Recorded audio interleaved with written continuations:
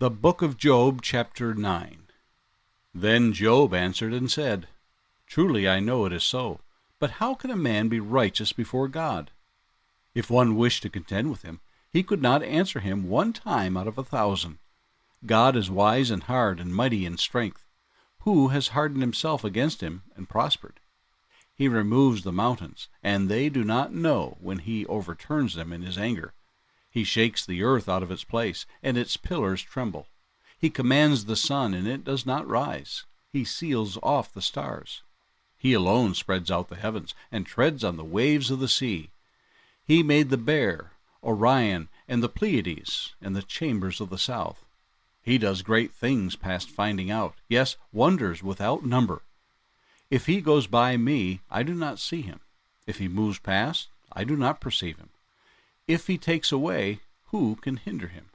Who can say to him, What are you doing? God will not withdraw his anger. The allies of the proud lie prostrate beneath him. How then can I answer him, and choose my words to reason with him? For though I were righteous, I could not answer him. I would beg mercy of my judge. If I called and he answered me, I would not believe that he was listening to my voice. For he crushes me with the tempest, and multiplies my wounds without cause. He will not allow me to catch my breath, but fills me with bitterness. If it is a matter of strength, indeed he is strong. And if of justice, who will appoint my day in court? Though I were righteous, my own mouth would condemn me.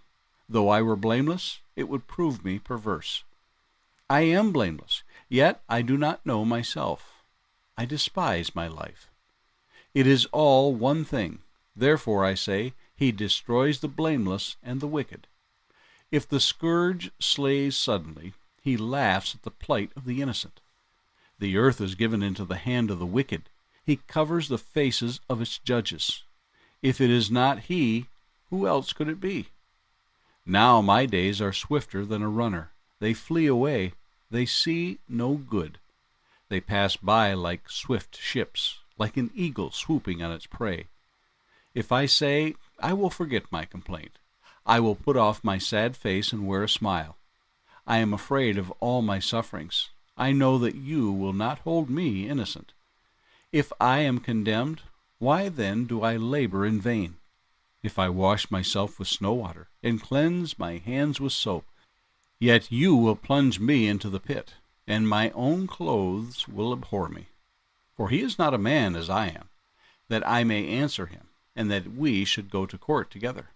Nor is there any mediator between us, who may lay his hand on us both. Let him take his rod away from me, and do not let dread of him terrify me. Then I would speak and not fear him. But it is not so with me. The book of Job, chapter 10. My soul loathes my life. I will give free course to my complaint. I will speak in the bitterness of my soul. I will say to God, Do not condemn me. Show me why you contend with me. Does it seem good to you that you should oppress, that you should despise the work of your hands, and smile on the counsel of the wicked? Do you have eyes of flesh, or do you see as a man sees? Are your days like the days of a mortal man? Are your years like the days of a mighty man, that you should seek for my iniquity and search out my sin, although you know that I am not wicked, and there is no one who can deliver from your hand?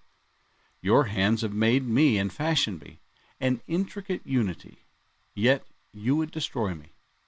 Remember, I pray, that you have made me like clay, and will you turn me into dust again?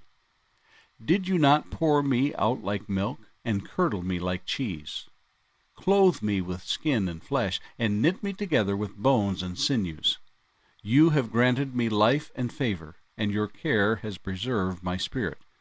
And these things you have hidden in your heart. I know that this was with you. If I sin, then you mark me, and will not acquit me of my iniquity. If I am wicked, woe to me! Even if I am righteous, I cannot lift up my head. I am full of disgrace. See my misery. If my head is exalted, you hunt me like a fierce lion, and again you show yourself awesome against me.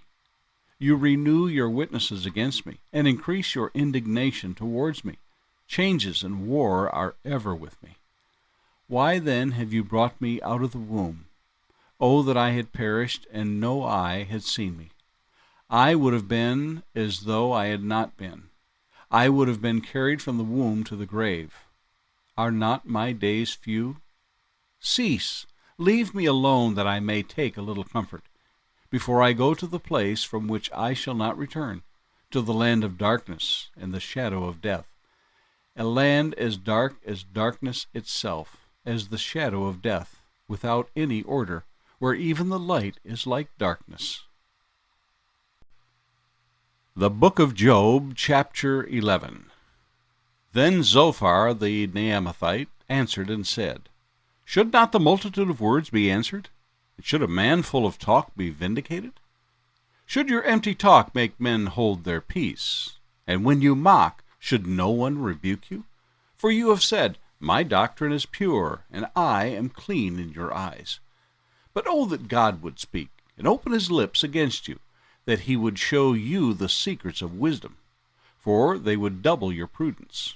Know therefore that God exacts from you less than your iniquity deserves. Can you search out the deep things of God? Can you find out the limits of the Almighty? They are higher than heaven. What can you do? Deeper than Sheol. What can you know? Their measure is longer than the earth, and broader than the sea. If he passes by, imprisons, and gathers to judgment, then who can hinder him? For he knows deceitful men. He sees wickedness also. Will he not then consider it? For an empty-headed man will be wise when a donkey's colt is born a man. If you would prepare your heart, and stretch out your hands toward him, if iniquity were in your hand, and you put it far away, and would not let wickedness dwell in your tents, then surely you could lift up your face without spot. Yes, you could be steadfast and not fear, because you would forget your misery, and remember it as waters that have passed away, and your life would be brighter than noonday. Though you were dark, you would be like the morning, and you would be secure, because there is hope. Yes, you would dig around you, and take your rest in safety. You would also lie down, and no one would make you afraid. Yes, many would court your favor, but the eyes of the wicked will fail, and they shall not escape, and their hope, loss of life. The Book of Job, chapter 12. Then Job answered and said, No doubt you are the people, and wisdom will die with you. But I have understanding as well as you. I am not inferior to you. Indeed, who does not know such things as these? I am one mocked by his friends, who called on God, and he answered him, the just and blameless who is ridiculed. A lamp is despised in the thought of one who is at ease. It is made ready for those whose feet slip. The tents of robbers prosper, and those who provoke God are secure, in what God provides by his hand. But now ask the beasts, and they will teach you, and the birds of the air, and they will tell you. Or speak to the earth, and it will teach you, and the fish of the sea will explain to you.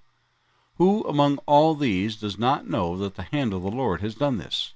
In whose hand is the life of every living thing, and the breath of all mankind? Does not the ear test words, and the mouth taste its food? Wisdom is with aged men, and with length of days understanding. With him are wisdom and strength. He has counsel and understanding. If he breaks a thing down, it cannot be rebuilt. If he imprisons a man, there can be no release. If he withholds the waters, they dry up. If he sends them out, they overwhelm the earth. With him are strength and prudence. The deceived and the deceiver are his. He leads counselors away plundered, and makes fools of the judges. He loosens the bonds of kings and binds their waist with a belt. He leads princes away plundered, and overthrows the mighty. He deprives the trusted ones of speech, and takes away the discernment of the elders. He pours contempt on princes, and disarms the mighty. He uncovers deep things out of darkness, and brings the shadow of death to light. He makes nations great, and destroys them. He enlarges nations and guides them. He takes away the understanding of the chiefs of the people of the earth, and makes them wander in a pathless wilderness. They grope in the dark without light, and he makes them stagger like a drunken man.